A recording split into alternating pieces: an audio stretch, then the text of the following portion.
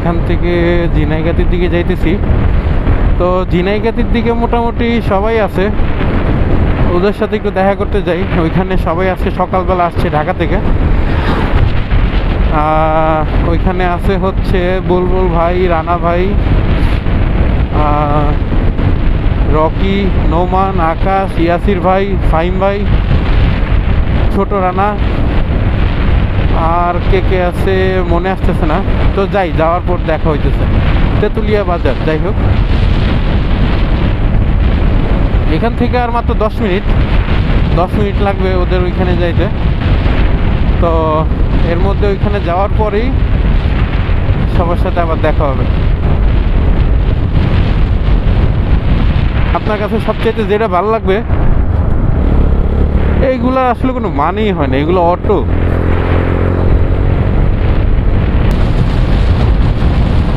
ঝিনাইগাতি আসলে একটা tourist spot. এখানে সারা বাংলাদেশের বিভিন্ন জায়গা থেকে অনেক মানুষ ঘুরতে আসে।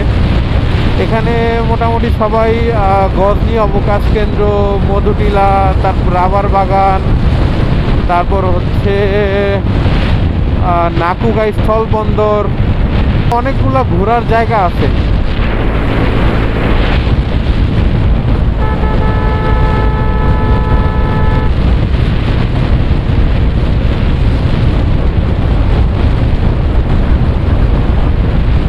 রানা ভাই, বুলুল ভাই ওরা অনেকদিন যাবৎ ধরেই এইখানে আসার একটা প্ল্যান করতেছিল, কিন্তু সবাই যেহেতু চাকরি বাকরি করে অনেক ব্যস্ত, সবার সাথে একটা মানে টাইমের যেই মিল মিস করা এটা আর হয়ে উঠতেছিল না। তো ফাইনালি সবার সময়টা হওয়ার কারণেই সবাই এখানে আসলো।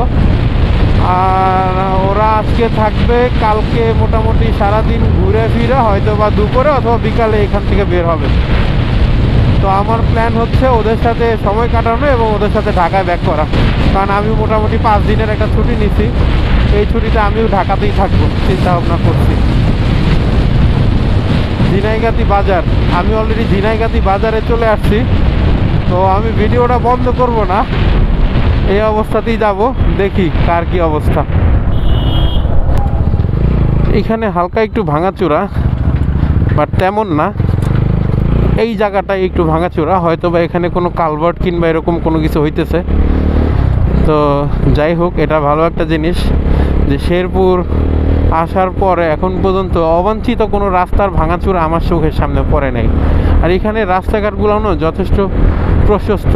এটা একটা মফস্বল এলাকা, একদমই বলতে গেলে মফস্বল এলাকা। সেই মফস্বল এলাকার যে বাজারের রাস্তাটা আপনি মোটামুটি আইডিয়া করেন, মোটামুটি অনেক জেলাতেও এরকম রাস্তা পাবেন, এরকম প্রশস্ত রাস্তা। দেখেন দোকানপাট কোন জায়গা থেকে শুরু হয়ে কোন পর্যন্ত। এই জিনিসটা খুবই ভালো লাগছে আমার কাছে, যে এখানে রাস্তাঘাটগুলো অনেকটা প্রশস্ত থাকে এবং অনেকটা বড় এবং ভালো থাকে। তো যাই হোক, আমি চলে আসছি মোটামুটি ডাকবাংলোর কাছাকাছি।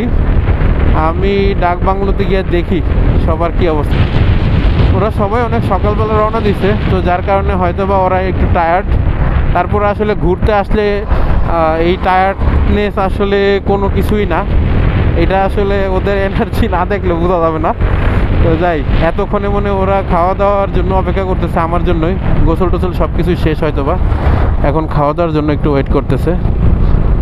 চলে আসলাম।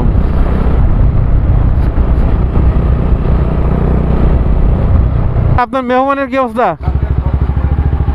ভালো?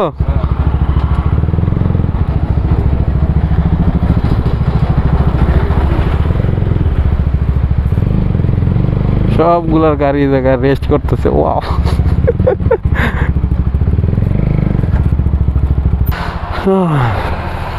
যাই। ও, সব প্রিমিয়াম কিটস।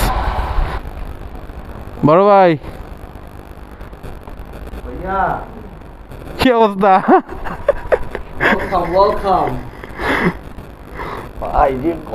ভাই ঘুম দেন, উঠেন, রিল্যাক্স হন, আমি সবার লাগে দেখা করি।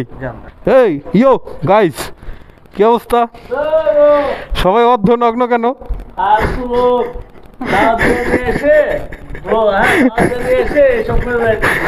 এই আকাশ, কি অবস্থা?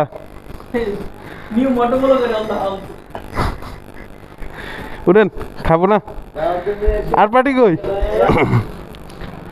এই পিচ্ছি, এই এটা ওঠ,